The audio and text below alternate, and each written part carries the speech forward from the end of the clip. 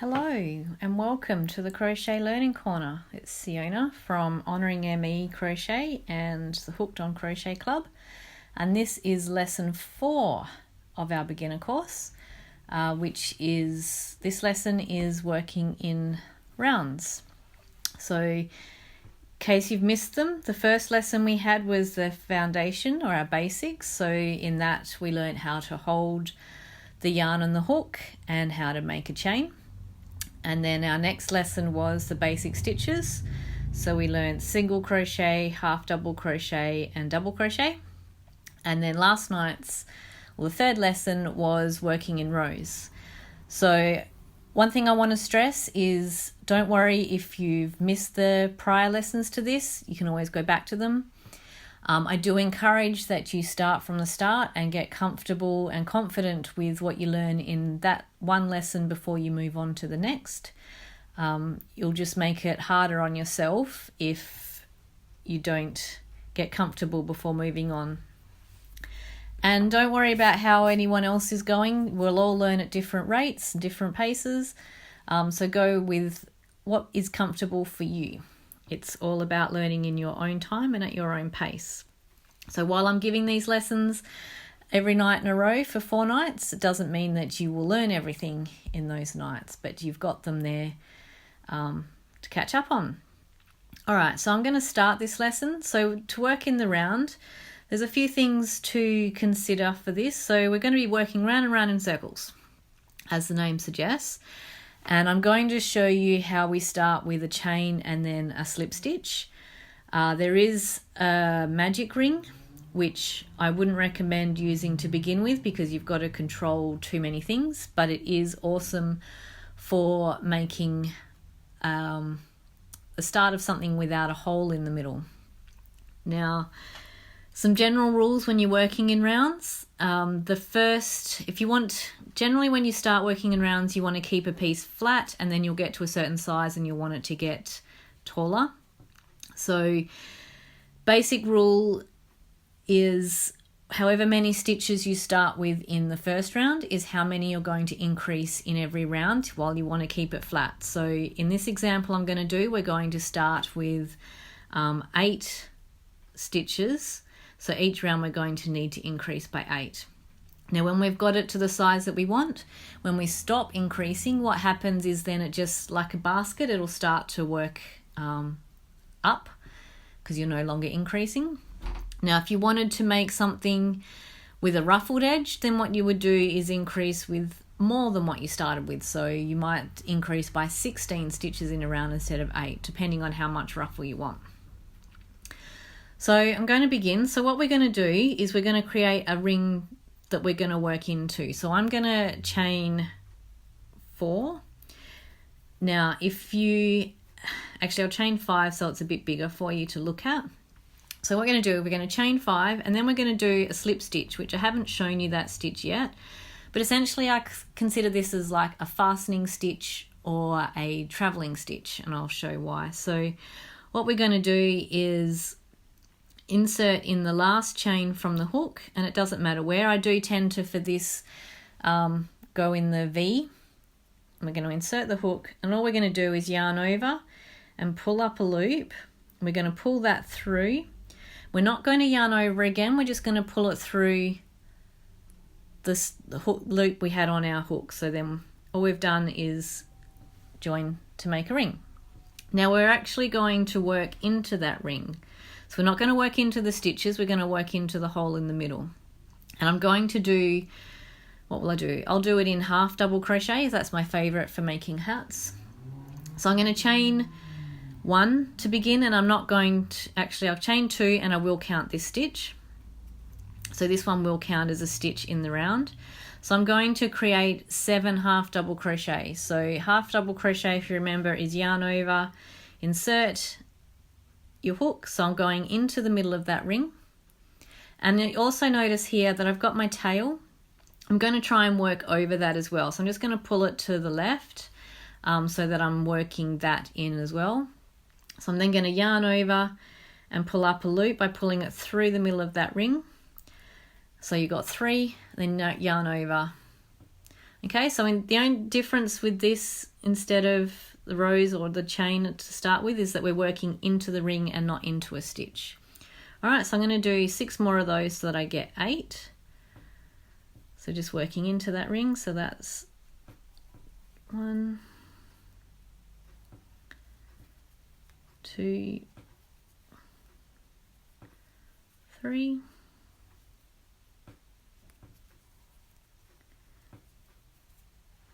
4, 5, 6. So if I count these now, I should have 8, and you can see it's sort of like a little donut that's formed. So I'm just going to count, so that chain counts, and we can count the V's as well. So we've got the top of that chain, so that's 1, 2, 3, 4, 5, 6, 7, 8. All right, and then there's 2 things you can do. Now I tend to fasten off the round, so by doing that, or close the round, so I'm going to do a slip stitch like we did at the start, but I'm going to do it into the top of that chain 2 that I did at the start. I can see it properly. Okay, so just insert and pull up, yarn over and pull that through, and then pull that through, and now we've closed our circle. Now how many stitches you'll do will depend a little bit on the yarn and the pattern. 8's a good number to start with. So now what we're going to do is I'm going to do a chain 2 again to start. Now this time, so we did 8 in our first round, so for round 2, to keep this flat, I need to do 16 total. So that chain stitch counts as 1, and the first round's easy. So essentially what I'm doing is I'm working 2 stitches into every stitch, and then we'll get an even increase. So if we're counting the first one, then we just do 1 into that first stitch. So that gives us 2. So we got the chain and the stitch. Oops, sorry, not working very well. Okay. Oh, I split my yarn. That doesn't help. Okay. So then you can see the V's on each of these. I think I've missed where I'm going here. So you see the little V? We're going to work like we did with the row. We're going to work into that little gap there, but this time we're going to work 2 stitches into that. So we're going to yarn over and work 1 half double crochet, and then so it makes the hole that little bit bigger. We're going to do that again into that stitch. Okay, and we're going to do that for each one all the way around until we get back to where we started. So I'm going to 2 into each. And if I stop and show, so you can see you've got the 1 stitch and you've got, sorry, the 2 stitches there together. I'll try and put it in the middle would help. All right. Whereas that one, we've only got the 1, so you can see the difference. So we want 2 in each one so that it is even. Oh, missed my yarn over. Okay.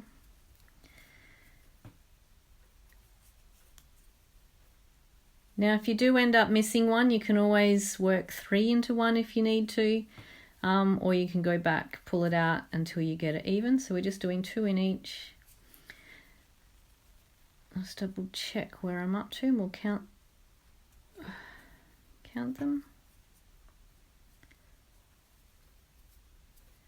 So before I close it off, so we've got the chain, then we've got 1, 2, 3, 4, 5, 6, 7, 8, 9, 10, 11, 12, 13. Oh, do you need to do more?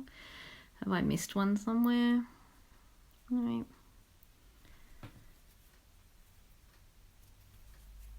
Okay, so that should be even now. Oh,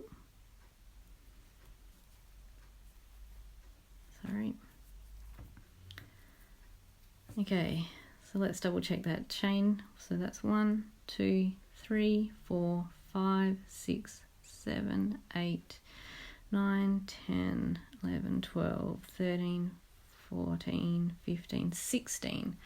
Okay, so now we can do a slip stitch again to the top of that chain 2. So we've got the chain 2 there. So again, just slip yarn over and pull it through, and then that closes that circle. Now you do have the option of just going round and round and round. If you're going to do that, you'll end up with more of a spiral, and once you see the stitches easier, you can see that difference. You will need to use a stitch marker though to keep track of where you started, so that you know that you're increasing correctly. So you can see that lays flat. So we've done that one correctly. So now we need to I'm going to do another round of increasing. So for this, I'll maybe do another 2. We still need to increase by 8. So what we're going to do this time is do 2 into every second stitch. Okay, so if I do a chain 2, and then so we'll count that as 1, and then in that next one, I'm going to do 2. So you just got to count 1, 2, 1, 2. Okay. And then in the next one, we'll do 1, working around, and then we'll do 2. So it doesn't involve too much math, just a little bit of counting.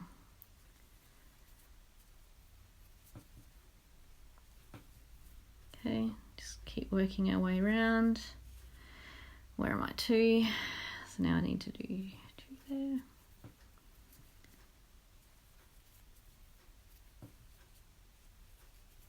Okay, and then 2, so I'm just doing 1 and then 2, 1 and then 2. Oh, pull some yarn.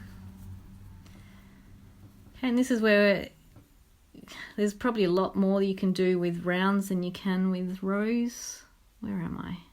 Not keeping track tonight.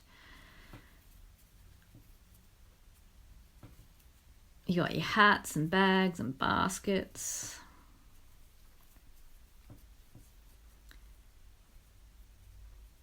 Okay, then 2. I should say it to myself so I keep track.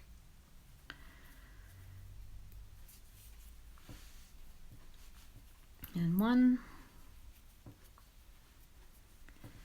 Then 2.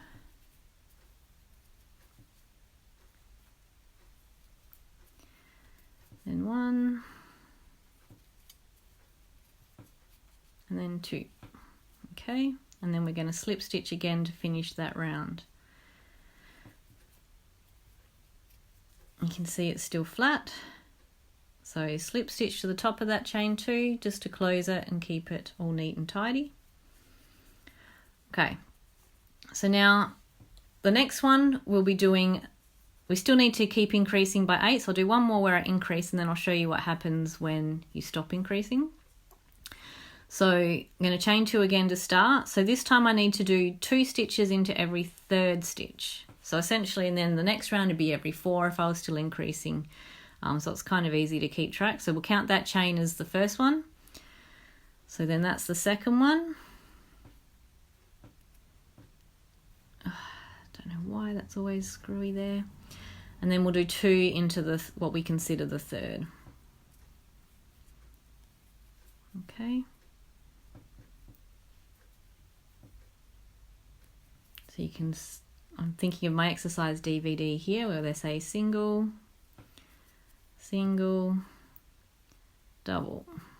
So you can come up with a chant. You can see how it ends up being quite rhythmic.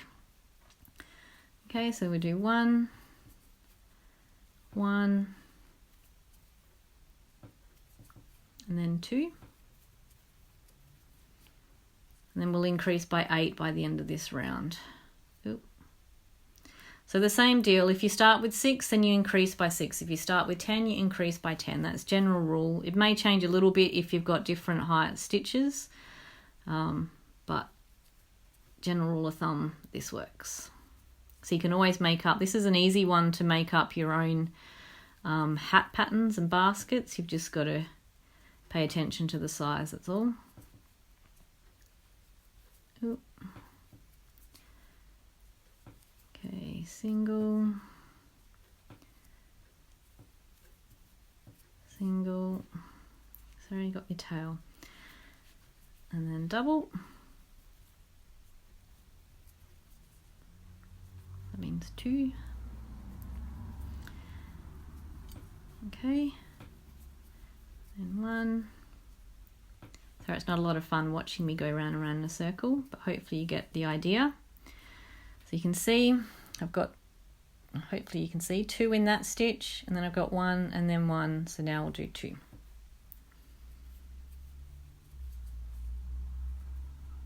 And then just ignore myself and not do it. Okay, nearly there. Okay, 1, 2. And I also know if I've done it right without needing to count my row, if I end up with, so I'm doing every third, if I've got 3 left, which I have here, then I know I've done my count right. Because I know I've got single, single, okay, and then I've got a double.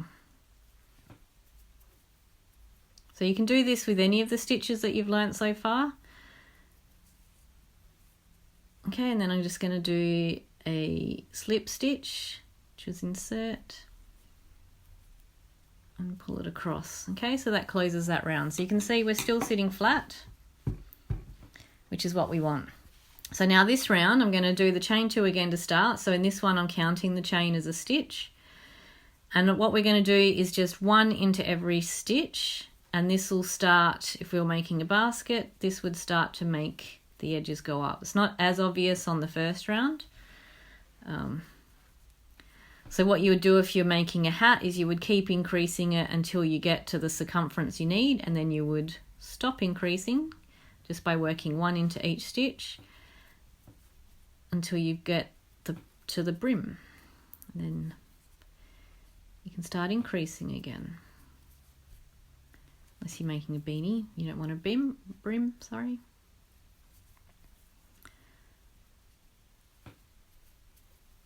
Okay, so you can see that it's starting to curl up. So you can see that we would start to have a basket, and then what would happen is if we keep going, we end up with a nice tall basket. So it's almost like magic. And these are great as well if you want to do little covers for jars, make jars useful around the house, or you tins from cans. They will stand on their own as well, but just if you want something a little bit stronger. This is what I've done for all my hooks that I have in use, is I have a jar with a cute little cover on it, which I'm actually thinking I need a new one. Okay, and this, because we're no longer increasing as well, you do have the option, if you want, of just continuing without doing the slip stitch. But you would need a stitch marker if you need to keep track of where you're at. Okay. And then there is, once you're getting, if you're making a toy, so if you wanted it to be a head, then you would need to start decreasing, which I'm not going to show tonight. But you'll see decrease stitching when we do the zigzag next week. Okay. So here I've got the option where I could just work into that stitch and then just keep going round and round in a spiral instead of fastening off, or you can fasten off. I'm going to fasten off. So there you go. You can see that it's starting to be a cute little basket. How cool is that? This is why crochet is so fun and exciting. The simple things. All right, so hopefully you got something out of that lesson. So do practice your rows. Oh, sorry, we're working in rounds. Practice your rounds however you'd like. This is one where you can actually end up designing yourself. So decide on your stitch to start with, if you're going to do single crochet, half double or doubles, and kind of stick with that while you're practicing. So if we start from the start, I started with a chain. For me, I started with a chain 5 to make it a little bit bigger and easier to work into. If you want less of a hole, do a smaller chain and then slip stitch to join that. Then however many stitches you work into that first ring, do that increase. So if I started with 8, so increase every round by 8 and it'll keep going out flat. Now if I wanted to make this a wavy edge, I could do that by working 2 or 3 stitches into every stitch, and then we end up with a little ruffly edge, but I'm not going to do that. All right. So if you've got any questions or comments, I'd love to see all your progress so far. So I hope you'll be comfortable posting it either on the posts I've done or in your own. It's great to see progress. Now, we don't have a lesson tomorrow night, so you've got lots of time to practice. There is an opportunity for Q&A on Saturday, or lesson 5. So if you've got any questions or anything you're unsure of, just tag me or send me a email or private message, and I can demonstrate or explain on Saturday in the Q&A. So you've got plenty of time to practice and get comfortable with all of the things we've learnt so far, because we'll start to use that in making things after that. So next week our first lesson will be granny square, which is one of the first things we usually learn. So, okay, if you've got any questions, feel free to ask them. I'd love to see your work so far. Even if you're still on lesson 1 doing a chain, I'd love to see your chains. If you're on the basic stitches, show them. Don't worry about which lesson we're up to and where you're up to. I just want to see progress. All right, so that's over and out. Thank you those that joined me, and for those that didn't, thank you for watching later. All right, good night.